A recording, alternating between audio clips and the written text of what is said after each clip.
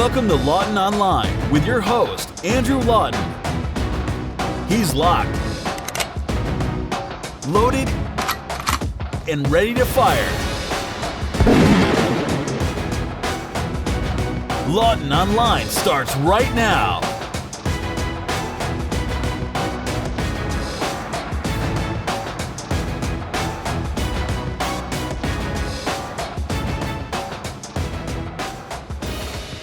Hello and welcome to Lawton Online on TheRebel.media.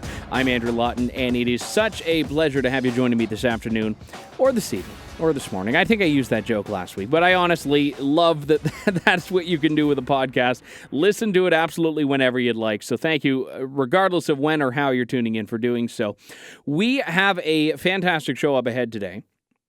We're going to be discussing later on, well, a bunch of different stories. Going to be talking about municipal government not really looking after the best interests of the people soon. And one case where I think a municipal government actually got it right. That's coming up in just a few moments' time on Lawton Online. We're also going to be talking later on in the show about one of my favorite topics, post-secondary school nonsense. That's coming up shortly as well. But I wanted to begin discussing Justin Trudeau's latest, I almost called it a gaffe, but it's not a gaffe. A gaffe is something that happens when a politician accidentally says something they don't mean, when a politician actually accidentally flubs a word, when a politician makes an error of some kind, apart from an error in judgment or an error in actual philosophy. That doesn't apply to Trudeau. You see, on Tuesday of this week, Trudeau did an interview on Power and Politics, the show formerly hosted by Evan Solomon, speaking with Terry Malevsky. And what happened was Trudeau made the mistake of being honest, which is, respectable in a politician when they hold an unpopular view, which is and remains Trudeau's opposition to Canada's mission against ISIS. But he said a couple of things in this interview that I find highly concerning, and I'm going to play a couple of these for you, clips from his interview, and I'm going to compare it to something that happened in January that I think really, really illustrates, and very well at that, Trudeau's dilemma. This is the first clip of him summing up his position on ISIS. Now, to be clear, since October, when this debate went before Parliament, Trudeau has always remained a stalwart opponent of combat intervention in northern Iraq and Syria. Opposition to airstrikes, opposition to the ground mission even, though he's changed his position on that. Here's the first clip I'm going to play from Trudeau's interview on Tuesday. 10 years ago, we learned through the first Iraq War what happens when Western troops get involved in combat, and they don't necessarily, whether it's Libya, whether it's Iraq, it doesn't necessarily lead to the kinds of outcomes people would responsibly like to see. And what I've committed to staying away from is the kind of easy solutions in a very complex area that this government has specialized in.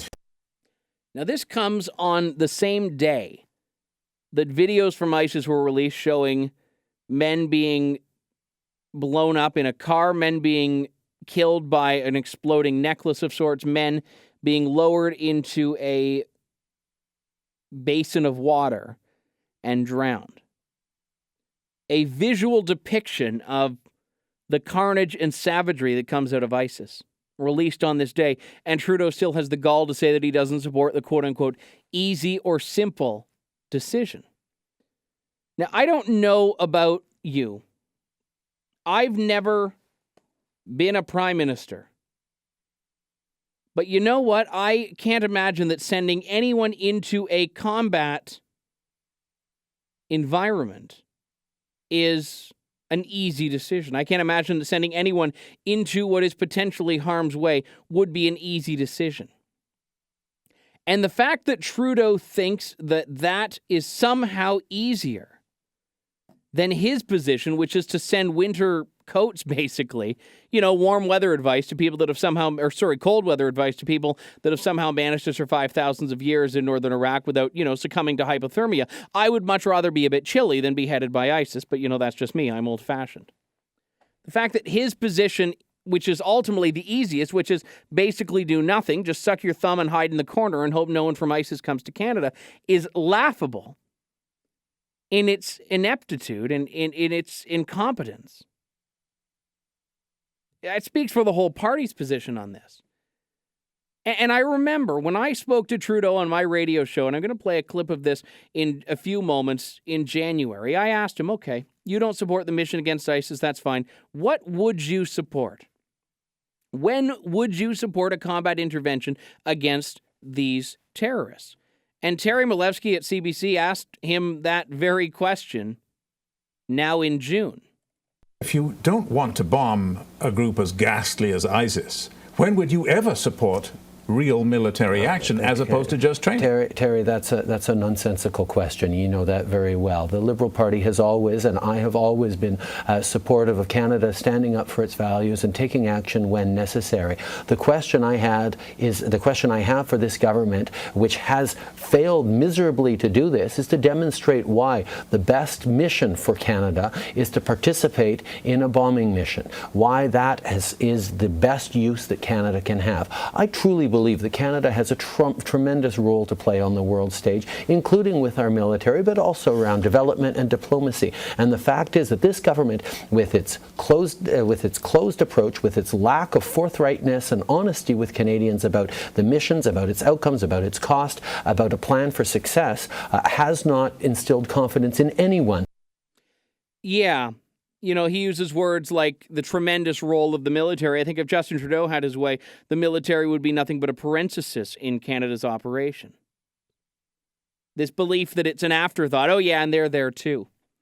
And he's yet to articulate, contrary to how he claims to have handled this, he's yet to articulate any situation in which he thinks combat would be justified. You know, if I had the chance to interview him again, and I'm hoping I will with the election coming closer, I'd ask, look, what would you think about World War II? And some people would say, well, that's a nonsensical question. Did you hear that? It's nonsensical to ask what your view about military combat is. Well, I wouldn't mind having an answer to that question.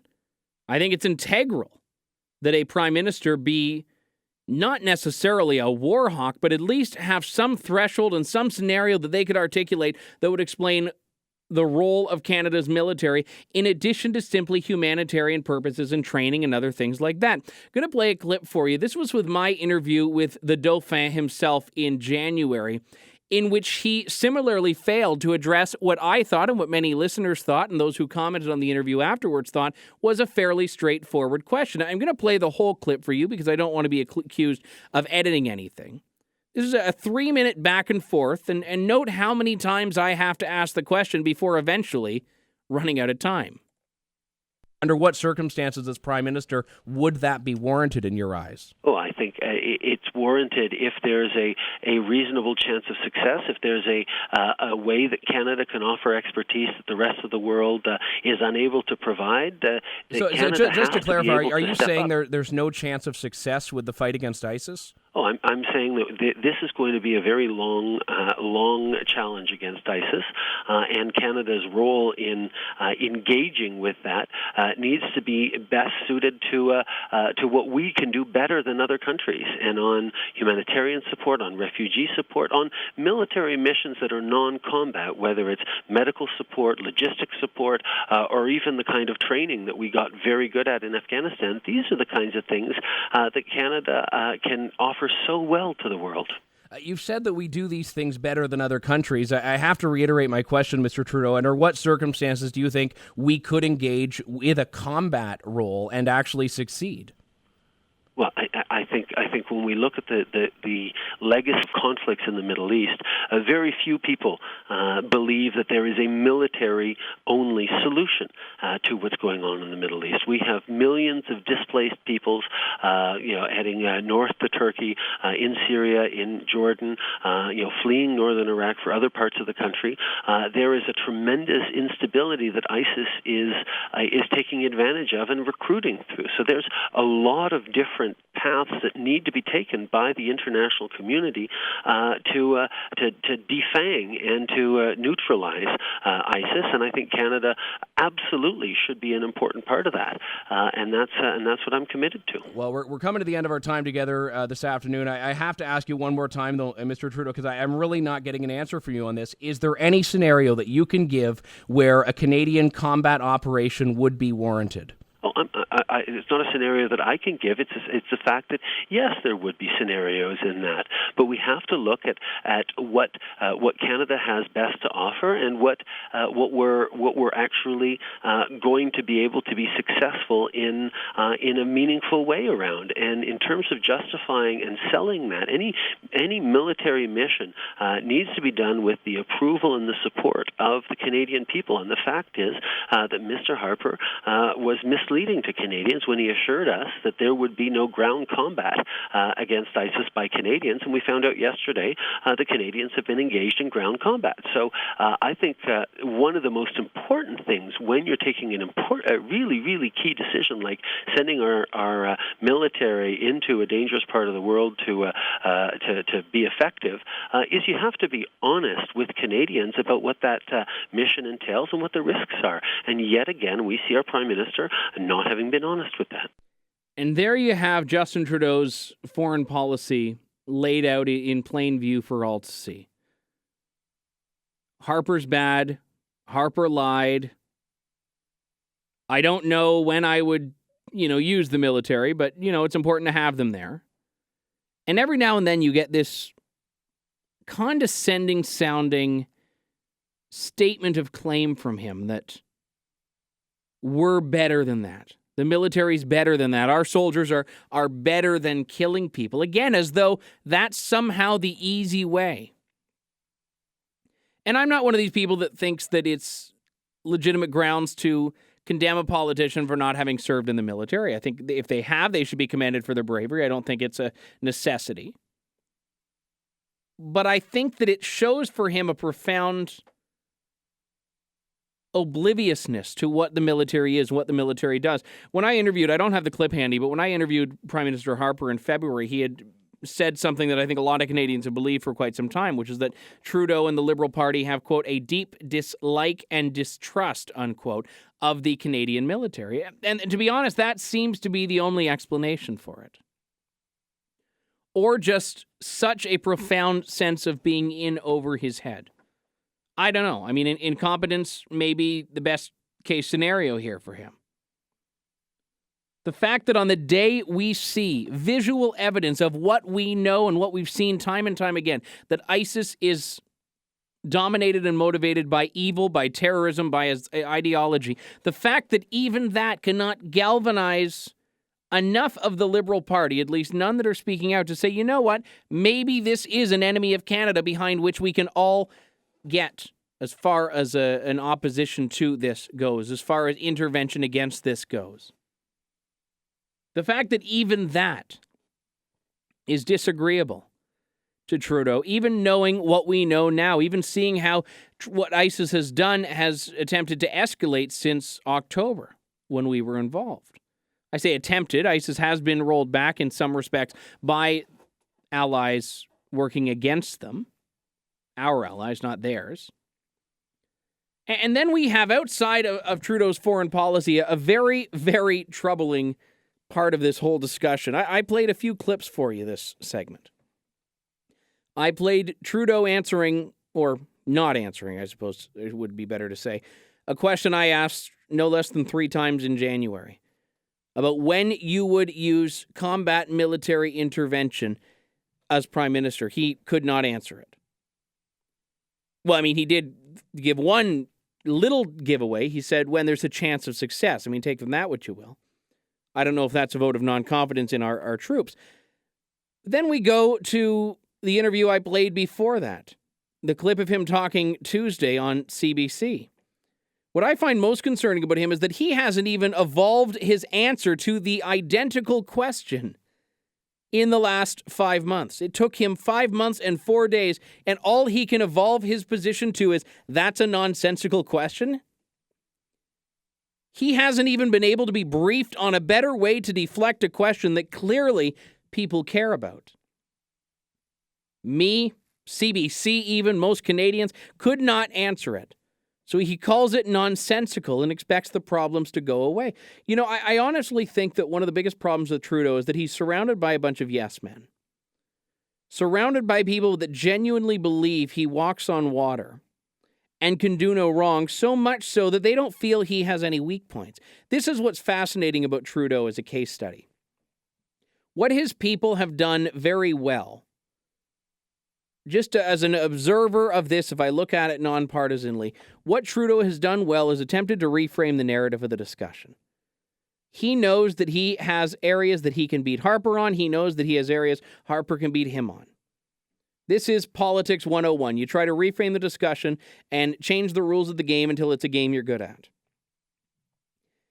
He talks about marijuana because he knows that his position is shared by most Canadians, which is that pot is pretty much harmless and it should be legalized. That's his belief. That's what he wants.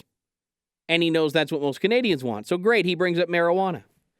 Most Canadians are pro-abortion rights. I'm not one of them, but I recognize that most are. And pro-status quo in Canada. Now, I don't want to get into a discussion about the work that's being done on that front, although that is a worthy discussion that I would like to have soon. But he brings up abortion as an item of his platform, basically. Makes the comment about no pro-life MPs. Talks about the fact that his government is committed to protecting a woman's right to choose. Talks about an issue that no one was talking about, that wasn't even a political issue. He's literally coming out and establishing as a position. I support what the government is already respecting right now, because let's face it, the government's made no action to limit abortion rights in Canada. But he brings it around to something that he thinks he can win on. The ongoing Mike Duffy trial has, I think, gotten a lot of people concerned about the state of democracy, about the responsibility and accountability and transparency of government. So what does Trudeau release? He releases this platform on democratic reform. Again, not an issue that's an election issue, not an issue about which most Canadians care, but capitalizing, he is, off of people's discontent. And these things do work in a lot of different ways. But what's hilarious is that he cannot hide when he is on someone else's terms. And this is what happened in the CBC interview. This is what happened in my interview with him. This is what will happen in the prime ministerial debates, which is why he does not want to do them. He cannot hide when he's talking about jobs, when he's talking about taxes, when he's talking about the economy in general, when he's talking about national security, when he's talking about terrorism. He cannot hide behind his smile and by batting his eyelashes and start talking about rah, rah, rah, marijuana, pro-choice, democratic reform, because those are niche issues. Most people care about at the federal level taxes, jobs, and security. These are the trifecta of issues that federal politicians need to win support on. None of them are in his silos, if you will.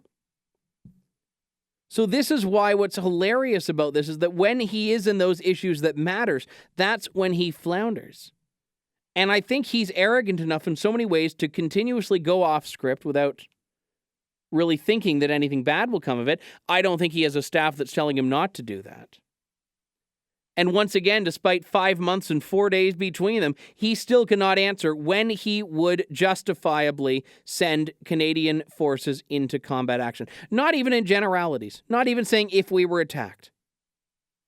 Not even saying if one of our allies was directly attacked. Could not even come up with that. Couldn't even discredit the question, really. I mean, he called it nonsensical, but it's not even like he said, well, that's a hypothetical question. I would look at everything on a case-by-case basis. Like, not even that, which I would have still found disagreeable, but would have at least respected as being a legitimate answer. No, instead, he provides none. He shuts down the debate, moves on, and like they say in the ad, oh, well, he's got nice hair, though. And unfortunately, no journalists are actually vetting him. No members of the media are actually going through the process of trying to do what I tried to do with him, which was show himself for who he really is. And I think this is paramount to our understanding of Trudeau, to our understanding of the political process in general. You know, next week I'm going to be playing clips from an interview I'm going to be doing, I haven't done it yet, with Paul Tuns, who just wrote a book about Justin Trudeau, the Dauphin. And I'm told, although I've not yet read the book, that I have a bit of a cameo in the book for my interview with him in January. And look, I just think that we all need to recognize as conservatives, or conservative-minded individuals. No, there is no guarantee that Stephen Harper wins the next election. There's no guarantee that Justin Trudeau loses the next election. That's something that's very important. I think people clouded by their own ideology tend to think in absolute terms of, well, my guy's going to win because I like them. When no, the fact is, people can be fickle. Democracy can be fickle. What we can say is that he should not win. And the one thing that I've learned, the best takeaway of studying Trudeau, as I have, not to the extent that Paul Tons has, of course, is that I know that if you want Trudeau to be sunk, if you will, let him speak. Give him the shovel and he digs. His words do more harm to him than any attack ad ever will. And I think pretty much that's why the attack ads are featuring his words. We've got to take a break here. When we come back, more Lawton Online on TheRebel.media. I'm Andrew Lawton. Stay tuned.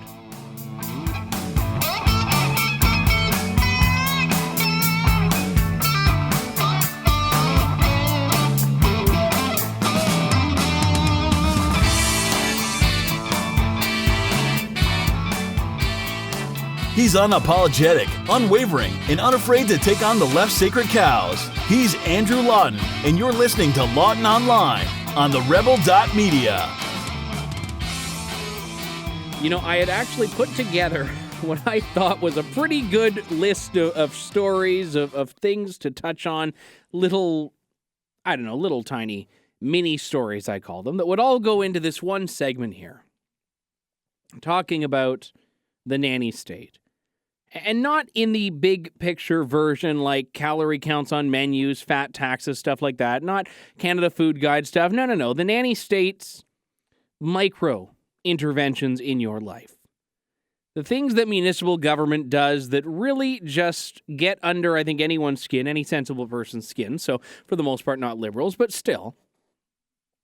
And then I had another story that came up today that still falls under that same vein as municipal government and so on and so forth, but I actually found myself siding with the city. So I'm still going to talk about them all, and if you had like a picture, I'm surrounded by papers right now. You know, you can hear them all. Of me just like looking all around these stories, navigating the treacherous waters of red tape and bureaucracy. And we start off our little journey in Hamilton, Ontario, where, keeping in mind, this is the city that had a mayor that said, I wonder if we can ban guns a few weeks ago after a tragic event took place. So not always the brightest tool in the shed or the sharpest knife in the light socket, you know, whatever. But what's interesting about this one is it has to do with Pan Am Games, one person says. And it's the city's efforts to beautify itself and make the city look wonderful when all of the Pan Am athletes and officials and media members descend on Toronto and surrounding area for the Pan Am events later on next month, I guess, including Hamilton. Except I don't necessarily buy that it's all about the games. What happened was Jennifer and Tony Johnson, who live in a standard middle-class suburban neighborhood in Chestnut Avenue, specifically, found last Friday that they had a bylaw notice taped to their front door when they got home. The notice threatens them with a fine. These fines can, according to the bylaw, range up to $10,000. The fine was contingent on them not doing what the city had asked. The city asked them to remove their patio furniture. And the Hamilton Spectator has a picture of the furniture. Doesn't look particularly offensive. There's a stack of those white plastic deck chairs and a wooden table like you'd find in a kitchen with 4 chairs around it. Apparently, the city of Hamilton, like many other cities, including my own hometown of London, Ontario, have a ban on indoor furniture used outdoors. Yeah. I didn't know this was a big enough issue that cities had to have policies on it, but apparently they have a ban on indoor furniture that you use outside. So they were given this order. I've not yet heard what they did with the information, if anything, but I think it's laughable that this is the big priority of a city. Now, of course, some people say maybe it's the Pan Am Games. They're a few streets away from the stadium, but I looked up another story, also from Hamilton, in 2012, where one woman was given a fine for $378 for not removing a couch that she had on her front porch. A couch that was a bit beaten down, but had character. Everyone in the community loved it. People came and sat on it with her, and they swapped stories, and I'm sure the milkman would have chatted with her back in the day on that very same couch. But $378 because, it's an indoor piece of furniture outdoors. Now, I'm going to talk about the bylaw itself in a moment and some of the other issues connected to it. But first, I have to ask the fundamental philosophical question, which is, what constitutes an indoor or outdoor piece of furniture? I would assume that its usage, rather than its design, would be more significant. For example, if I want to put patio chairs in my kitchen, I should have that right, and all of a sudden, boom, they're indoor chairs. If I put kitchen chairs on my patio, well, I think they're now outdoor chairs. I find it hard to believe in a day and age where Olympic athlete Bruce Jenner can get breast implants and say, all of a sudden, I'm a woman, that we cannot allow people to identify their own indoor furniture as outdoor furniture if that is the true identity. It's not about how they look, it's about how they feel. And if my ass is on an outdoor chair, it's an outdoor chair if I want it to be. Unless I want it to be an indoor chair. Who knows? Who am I to say? Who is anyone else to say about me? See, these are the big questions. Rachel Dolezal, again, she feels black. Well, what if she felt like an indoor chair? She could probably be that too. So no, apparently the government is missing the mark here. They've just decided, well, this is indoor, this is outdoor, problem solved. Whatever happened to being able to look after your own darn property? The bylaw is in place to avoid what we've all seen before, which is basically people whose front yards look like they're basically growing car parts. People who have these beater cars, old chairs, a toilet here and there, like people who have the ratty old couch, the bed with the bed springs, looking out of it. And this is what they're trying to avoid. But there is a huge difference between that and something that is just a matter of someone not having the $1,000 to shell out for patio furniture. So instead, they've put out their old kitchen table tastefully and neatly and cleanly on their front patio.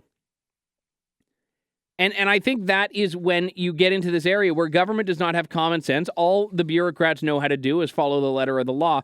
They don't understand, how room for interpretation works, how judgment calls work. And a very similar situation, not in terms of the actual bylaw broken, but in terms of the state's response to it, took place in Toronto last year.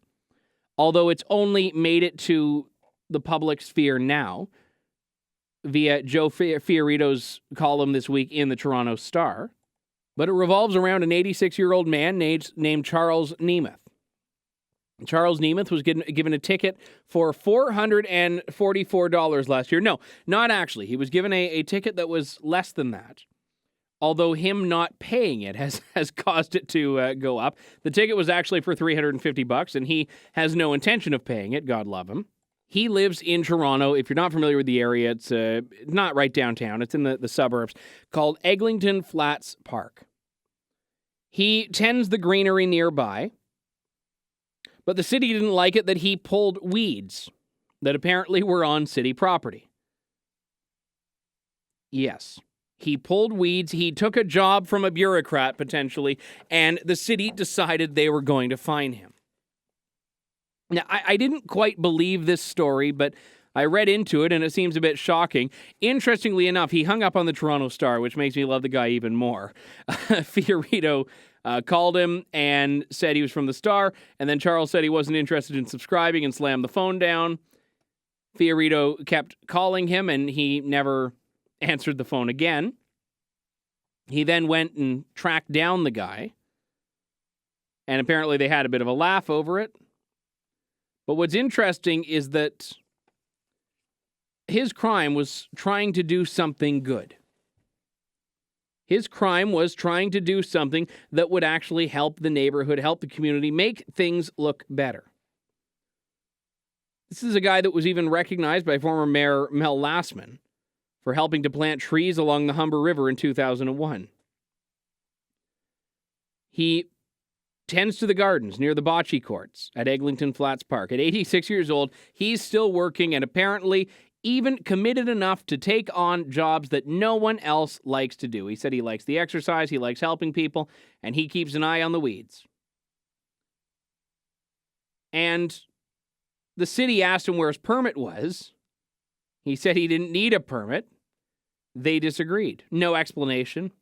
no ability for him to fight it. And it doesn't appear like the city is that aggressively trying to track it down. They just keep sending him new bills for money. So these are two stories that illustrate what is a much bigger and more ongoing problem, I find, which is these little encroachments in freedoms. And that's exactly what they are. And they're easy to laugh at. They're easy to joke about. They're easy to say, oh, ha, ha, ha, man got a ticket that he didn't want to pay. Same as there was a case, last summer, I think, where there was someone who got a ticket for, I don't know, selling chestnuts outside a store or whatever. I can't remember what it was.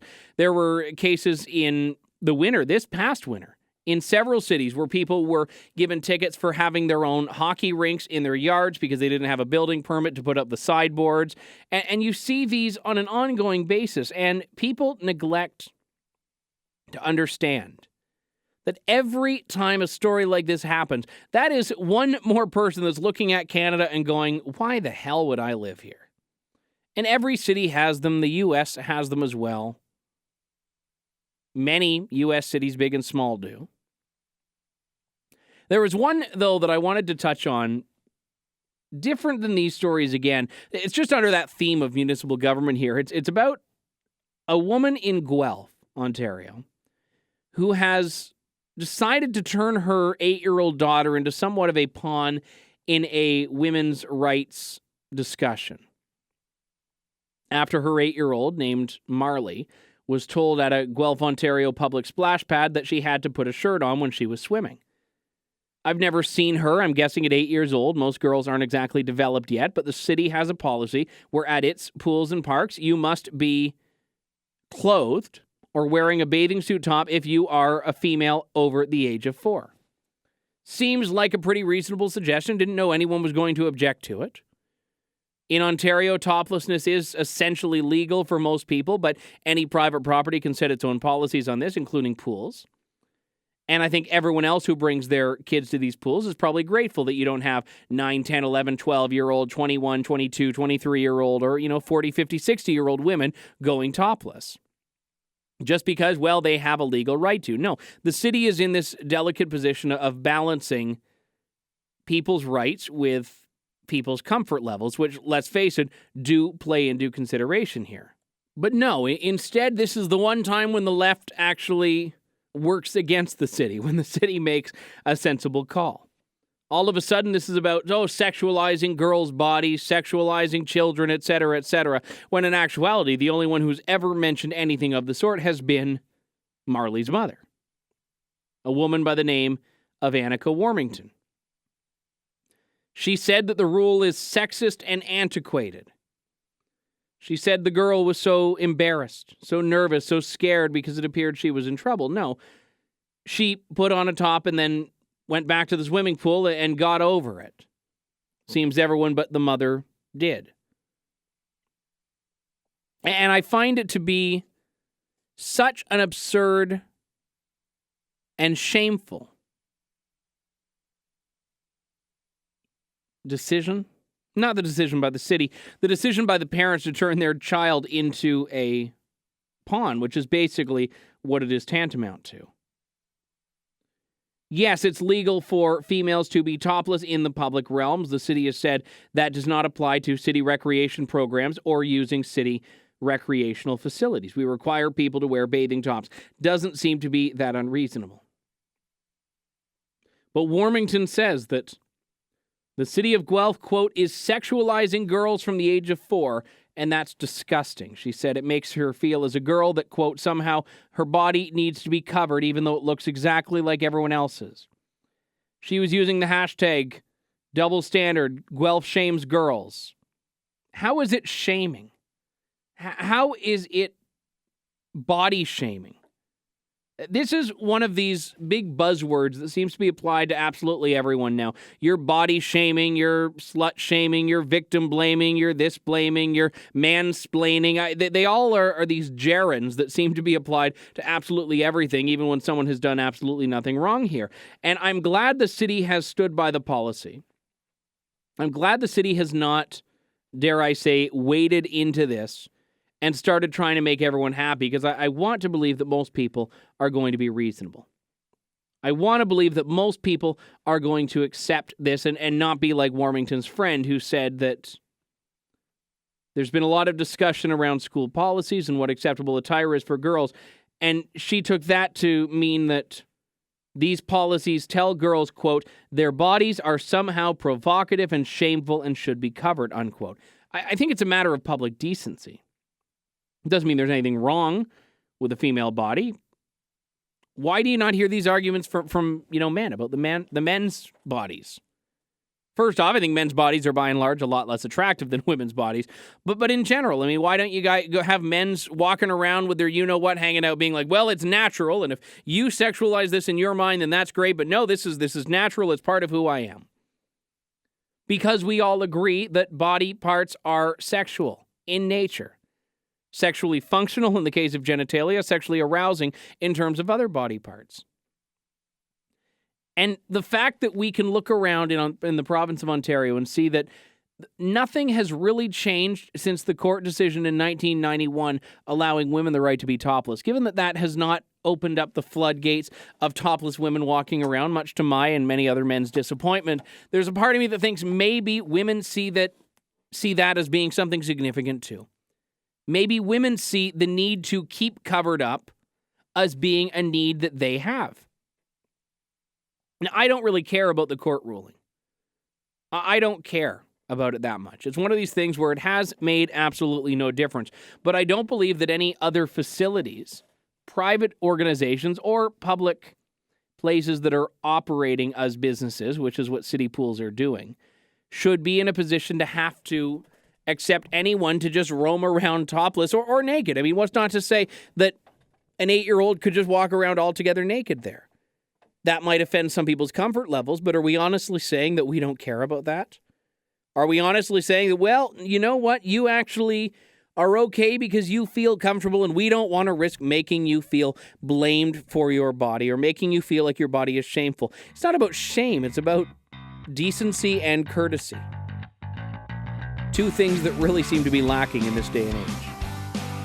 We've got to take a quick break here. More Lawton Online in just a couple of moments on TheRebel.media. Stay with us.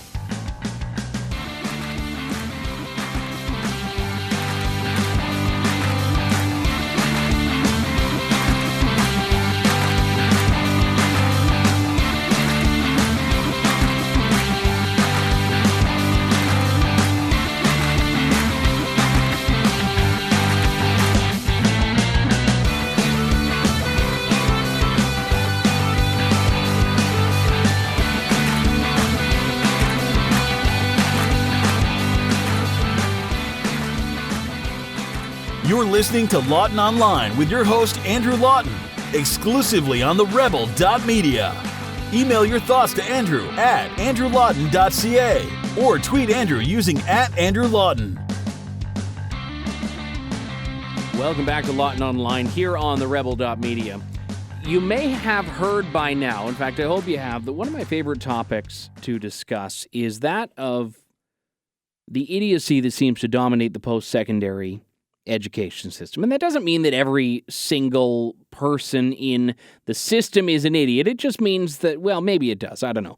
But the interesting challenges we see in post-secondary education are that there's an increasing diversion away from actual education. It's less important for these institutions to teach things like the sciences, things like the very specific disciplines, and more important that they teach things like social justice, more important that they teach things like, well, as you heard last week on the show at the tail end of the podcast, the artistic analysis and interpretation of Beyoncé from, well, formerly of Destiny's Child. You know, these are the big, problems the world needs to be able to solve. And then sometimes, like in this case here, you hear about things where I'm not even sure they know what they're doing anymore. I'm pretty sure they're making it up as they go. I'm talking about a couple of stories in this segment. I'm going to talk later on about the speech police at the University of California banning one term that I think is a bit absurdly done. But I wanted to start off talking about something that would be funny if it weren't so downright scary, and that is one class at the University of Pennsylvania, an English class taught by a poet who once performed for President Obama at the White House. The course is a creative writing course. It's called Wasting Time on the Internet. And that's the real title, Wasting Time on the Internet. It's a once-a-week class. It's taught by Kenneth Goldsmith. And it required students to stare at a computer screen for 3 hours. Now, this spring, the first iteration of this took place. Last fall, in the New Yorker, Goldsmith wrote about this piece, and he talked about the fact that students could use the experience as an inspiration, as a launching point for creative writing that they wanted to do. For example, he would have students watch porn for 3 hours. Usually they have to do that on their own time, not exactly for class credit, and, quote, use it as a basis for compelling erotica, unquote. He said, quote, I've never taught this class before, but I have a hunch that it's going to be success, unquote. Yes, if you tell students that their parents, $3,500 tuition cost for the course could involve them watching porn, I'm sure all students would be pretty happy about it. Well, he did the class. The actual cost of the class, if you wanted to take it, was $3,202 overall. One student told the college watchdog outlet, The College Fix, that she liked it. She said, quote, one of the best classes I've ever taken. But she couldn't point to one thing that she learned in it. He's tried to spin a lot of the takeaways from the course. He said, what if these activities, clicking, SMSing, status updating, random surfing, what if they were used as raw material for creating and compelling works of literature? He asks, could we reconstruct our autobiography using only Facebook? Could we write a great novella by plundering our Twitter feed? Could we reframe the internet as the greatest poem ever written? He said that nothing was off limits. He said you could read conservative media sites to be inspired for, quote, hate-filled material, unquote, for a spy book. Well, there we have his biases there. What's interesting, though, is that he, in a Slate interview, said that he actually dropped the writing portion of the course. Despite the fact that it's a requirement for the English creative writing track at University of Pennsylvania, he dropped it. He said that he had eliminated the writing requirement and instead solicited activities for the class to do together. So instead, they watched porn as a class. They did it together, communing, bonding, spending all this wonderful time together, learning, well, it would appear to be absolutely nothing. Now, I don't really care about what goes on at University of Pennsylvania. I don't care about a bunch of spoiled brats who will spend thousands and thousands of dollars, usually of their parents' money, not that that matters, I'm a capitalist, to watch porn in class. And then try to find some strange way to retroactively claim some sort of academic undertone to it. A lot like Emma Sulkowicz, the mattress girl, tried to find some way to spin the fact that she released a sex tape as being a piece of art. People can do this. People can try to weave this yarn however they'd like. That doesn't make it any more true. And then we look at this other story, which is, I think, a much more significant one in the grand scheme of things, which comes courtesy of the Daily Beast from Robert Sove, who writes that the University of California's administrators think that calling America, quote, melting pot, unquote, is offensive. And they've actually tried to get teachers to stop using that and several other seemingly innocuous phrases. Robbie Sove writes that this is 50 years after the birth of the free speech movement at U of C Berkeley. But now there's been a shift to purge potentially offensive words and phrases from vocabularies. So this is what's quite hilarious. These are some of the phrases on the list. America is a melting pot. Why are you so quiet? I believe the most qualified person should get the job. Based on the guidelines set out by the so-called speech police at UC, these are all phrases that should potentially raise red flags. And this all comes also via the College Fix, who did some of the investigative work on this, finding some of the educational materials from a seminar. And the handout on this talks about microaggressions. Now, the second you bring up the word microaggressions, you know you're in for a world of fun, because these are things that are actually self-identified aggressions against you, where it doesn't matter what the person meant or thought or felt. If you can say that you've been offended by it, boom, it's a microaggression. You snap your fingers and all of a sudden you got yourself a human rights complaint. There was a handout at the seminar called Recognizing Microaggressions and the Messages They Send. It lists dozens of examples of mundane statements with explanations as to why each could be racist. One of them's hilarious. The phrase, quote, "there is only one race, the human race," unquote. That's offensive, because that denies someone the significance of a person's racial or ethnic experience in history. Although if you talk about their racial or ethnic experience in history, I'm pretty sure that's racist as well. Quote, "America is the land of opportunity," unquote, implies that people of color are lazy and or incompetent and need to work harder. I think everyone needs to work harder in life. If you ask an Asian, a Latino, or a Native American, "why are you so quiet?" that's giving an order to, quote, "assimilate to dominant culture," unquote. If you say affirmative action is racist, that is a microaggression. The list goes on and on and on. And some of it you can just roll your eyes at, but some of the implications of this are very concerning. For example, Sof writes, the statement of affirmative action is racist. How are students and faculty supposed to have an intellectual discussion about the merits of affirmative action if anyone making the opposite case is automatically branded a racist? It's not that every assertion in the seminar materials is wrong. Certainly some of these statements, when uttered with sufficient malice, could cause offense. But when university administrators make preventing offense the paramount goal and automatically apply the terms racist and sexist to perfectly mild forms of speech, free speech enthusiasts have every reason to worry. And we've seen this before. This is not new, unfortunately. For example, it was Queen's University just a few years ago that had its speech police program, where it had so-called sensitivity monitors trolling the halls of residences, making sure that no one was in need of some sensitivity training. Now, they rolled back a bit that program, but the sentiment still maintains itself that they wanted to go around and make sure that everyone was being sensitive enough. You have other schools as well that have gone through extraordinary lengths to make sure that there is an inclusive and wholesome environment. One school, I think it was Brown College, I can't remember the exact school, so don't quote me on that, recently had a feminist debating an anti-feminist.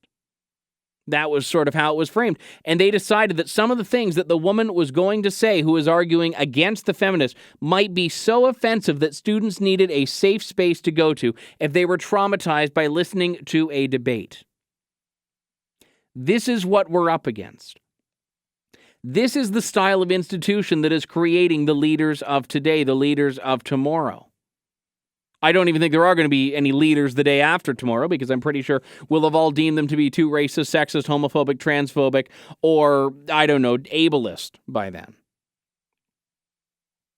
Saying America is the land of opportunity may be a bit of a cliche, maybe a bit of a trope, not offensive in the least. Saying there is only one race, the human race, funnily enough, I thought that was something that only lefties said anyway. So now they're starting to cannibalize themselves. Asking someone, "why are you so quiet?" Could it be because they're actually quiet? It's amazing how much we've regressed, it seems. At one point in history, the joke was someone goes into a bar and the bartender says, "why the long face?" to a horse.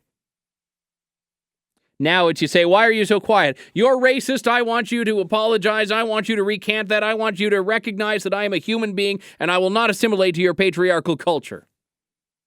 Maybe that's just how jokes are made these days, but shockingly, no one has a sense of humor anymore.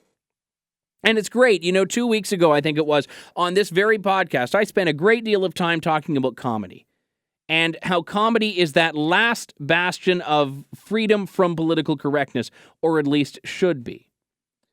And I mentioned Jerry Seinfeld and played a couple of quotes of him, basically saying that he just finds the sense of political correctness to be too much to handle on a university campus. And that's part of the reason that he said he will not even perform at them. This is what he is talking about. This is what he's referring to. These things that are just stranger than fiction in a way, these things that are so contrived, I could not, if I wanted to, make them up. Yet here they are. Here they are facing reality. And no one wants to have the difficult conversation, which shouldn't be that difficult, which is, hey, if you want to make it in the real world, you have to act like you are a part of it. And that goes to everyone on one of these microaggression committees or commissions or task force at universities or colleges in Canada and the US. It goes towards the administrators that are allowing these courses, like sitting around and watching computer videos and porn and playing games on the internet. Everyone putting that as somehow a priority is in desperate need of this reality check. And, you know, it's interesting. I was looking at the background on the watching stuff on the internet class. What's it called? Wasting time on the internet. There you go. And one person said that for that class, the class sat in a circle in a crowded university building, and they all played the same porn video on their computers at the same time at full volume. She said it created an uncomfortable environment for us. Some of the class even got up part of the way through and left because they were uncomfortable. She said that it was part of a series of experiments based on discomfort, trying to make the most uncomfortable environment possible. So I find it funny that that is apparently said to be the priority here. And by the way, I don't think any student is uncomfortable watching porn, but I digress. That's supposed to be the goal. Yet instead, everything else that universities do is something that apparently tries to extricate these students from having any discomfort, trying to take them out of any situation in which they possibly could be uncomfortable, because heaven forbid we step on their delicate sensibilities. You know, what are these people going to do when they're out in the workforce, which I realize is in and of itself going to be a feat for them, but they may eventually try to get something called a job when their parents die and they can no longer coast off of their income to go to school in, you know, conflict and gender studies for, 12 years to finish an undergrad. But just imagine someone's in the workplace and they're in a boardroom and they're sitting down, they're doing their own thing, and their boss says to them, "Hey, why are you so quiet?" I can't wait until one of them says, "You can't say that to me. That's a microaggression. I'm not going to," quote, "assimilate to dominant culture," unquote. In fact, it's probably already happening. I mean, we see examples of people in workplaces being fired for a lot less than that, because they traipsed along and didn't realize how protected these so-called identity groups are from having their feelings hurt. But it's going to happen. And if we do not stop this, and I admittedly don't know the answer.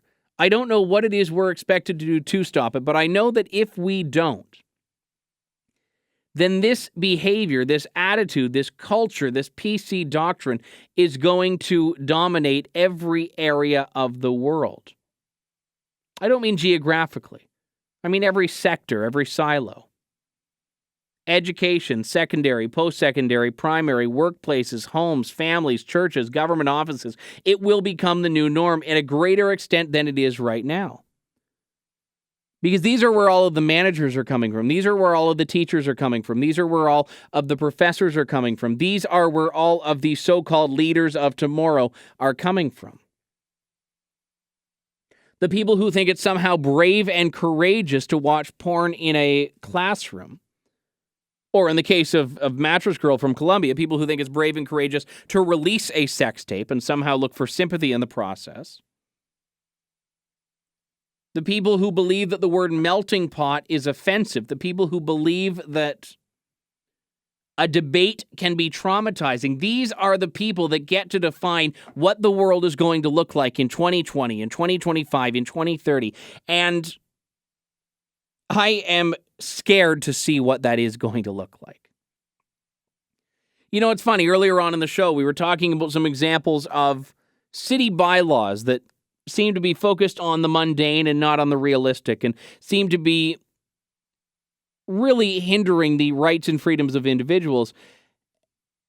And ultimately, the reason is not that well known. And these little examples of political correctness, like these little examples of these quirky stories from a college campus in any town, USA, these are fun. You know what? You look at them, you read them, you listen to them. They can't help but make you chuckle.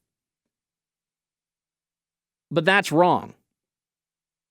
It's not a microaggression. It's not that kind of wrong. It's wrong because we forget how serious these things are in the grand scheme of things. We forget the wake that these things cause to otherwise well-meaning people, reputable institutions, etc. We forget that these institutions, these academic institutions, are collectively the ground zero for what becomes the reality for everyone else outside of these institutions.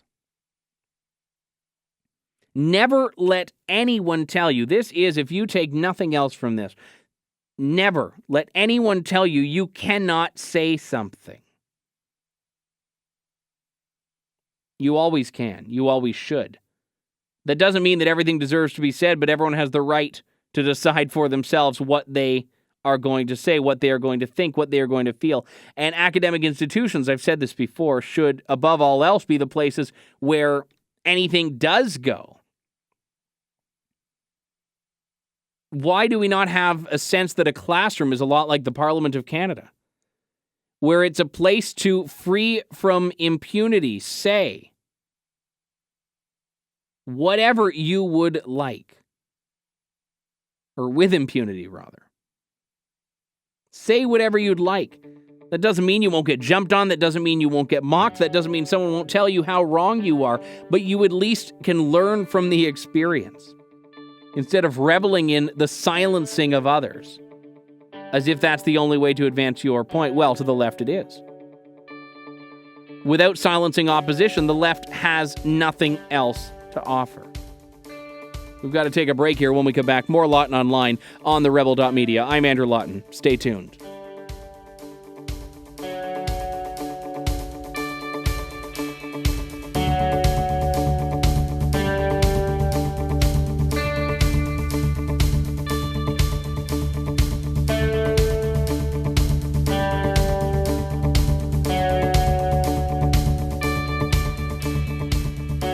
He's irreverent, intelligent, and indefatigable. You're tuned in to Lawton Online with Andrew Lawton.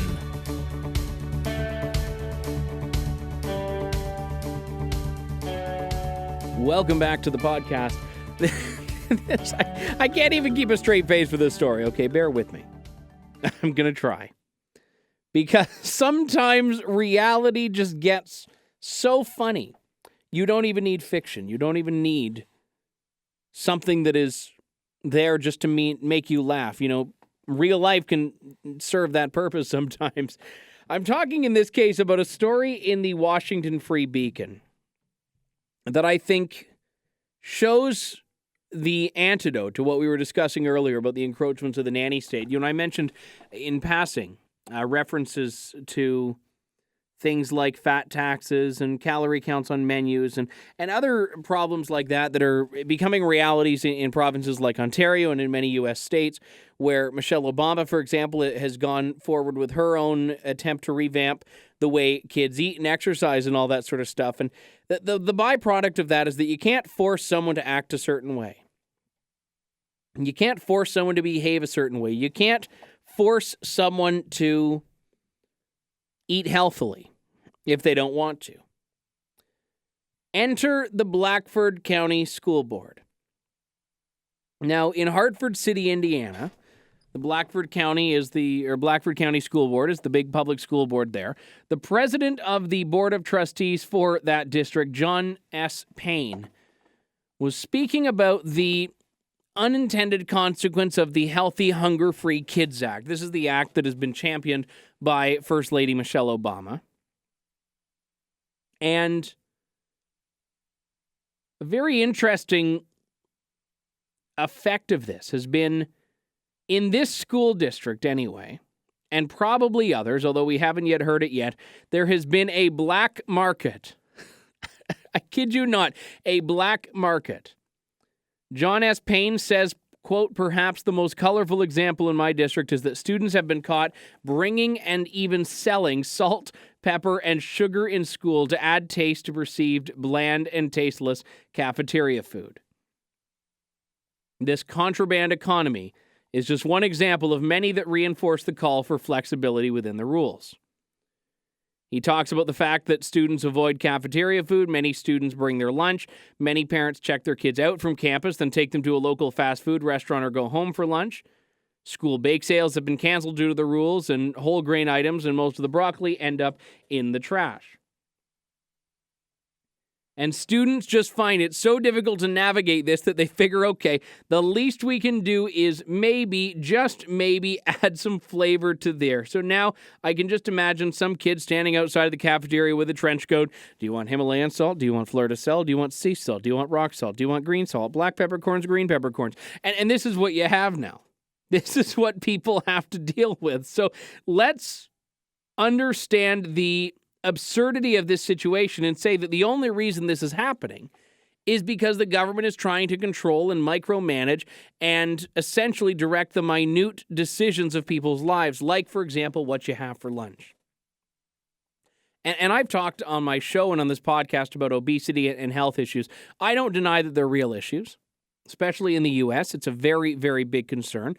But I do have to say that it's a decision whose solution can only come from individual people. It's not a decision where the solution can come from government, nor can the solution to most problems. But I can't believe it. I mean, I can and I can't at the same time. There's been a very serious criticism of this, though, beyond the black market for salt, pepper, and sugar that comes up. Dr. Lynn Harvey, the chief of the School Nutrition Services at the North Carolina Department of Public Instruction, says that it doesn't work. She said kids refuse to eat dense, dry biscuits, quote, unpalatable grits. She said students often turn a lot of the whole grain or toss a lot of the whole grain foods into trash cans. She said the dissatisfaction has contributed to a decline in breakfast participation in 60%. 60% of North Carolina school districts. And every district has its own answer to this. There are state-level issues at play here as well, in addition to the federal issues. But let's take this and learn from this and realize that you can't force someone to act a certain way or eat a certain way, even if you want to.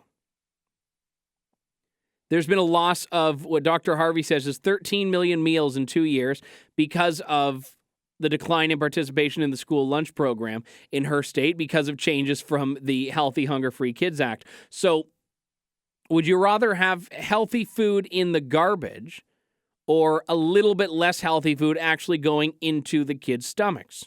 Frankly, I don't know what Michelle Obama's answer to that question is. We have to take a quick break here. When we come back, more Lawton Online on TheRebel.media. Stay tuned.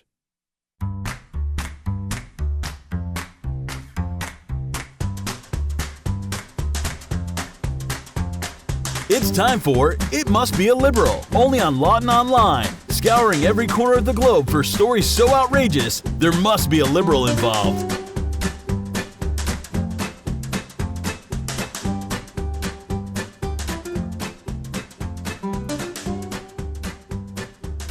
Welcome back to Lawton Online. You heard the man. It's time for It Must Be a Liberal, scouring the corners of the globe, everywhere from Calgary to the Cayman Islands, from Trinidad and Tobago to Tuvalu, finding the story is so outrageous there must be a liberal involved. And today we actually go to none of the above. We go instead to the internet itself and the global marketplace that is Etsy,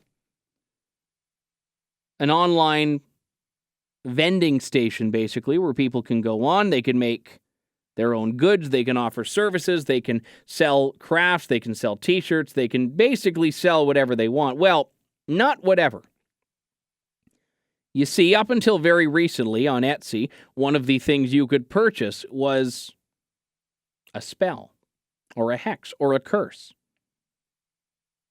But now, of course, Etsy has banned the practice, saying, quote, any metaphysical service that promises it will affect a physical change, e.g. weight loss, or outcome, e.g. love, revenge, is not allowed, unquote.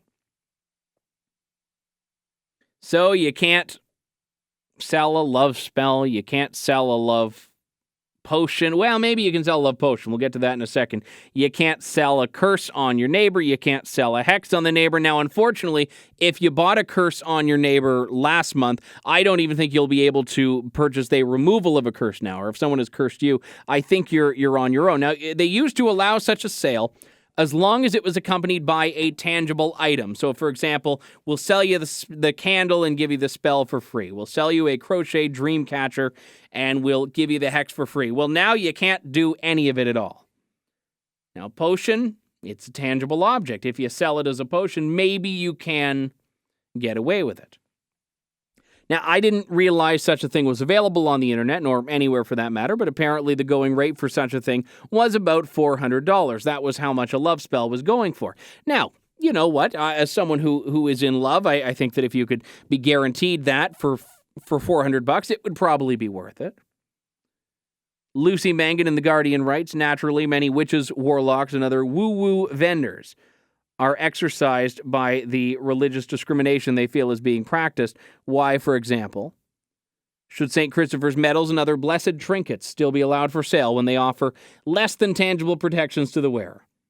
Are not all imaginary friends and influences created equal in the eyes of God? Tribal goddesses, no one at all? I disagree with the atheistic approach to the matter, but I think the point is well taken, which is that people should be able to decide for themselves if they believe in things. So I think Etsy as a private company can make its own decision to ban spells, hexes, curses, all this sort of fun stuff. But I have to say, for anyone who thought in the first place that they could buy that thing, maybe you don't deserve the protection. Maybe you deserve the curse, or maybe the curse is already on you and it is in the form of stupidity, which, you know what, cost a lot less than $400. So as much as I understand Etsy's approach to this, and maybe it cleans up the marketplace a little bit, I think it's safe to say that if you needed the company to ban the sale of spells to keep you from buying them, it's safe to say with that level of idiocy, there must be a liberal involved. There's really no other way. We have to wrap things up for the show today, but a big thanks to all who listened. We'll be back with more Lawton Online next week on TheRebel.media. I'm Andrew Lawton. Thanks for tuning in to Lawton Online. Check out TheRebel.media for lots more fearless content and commentary.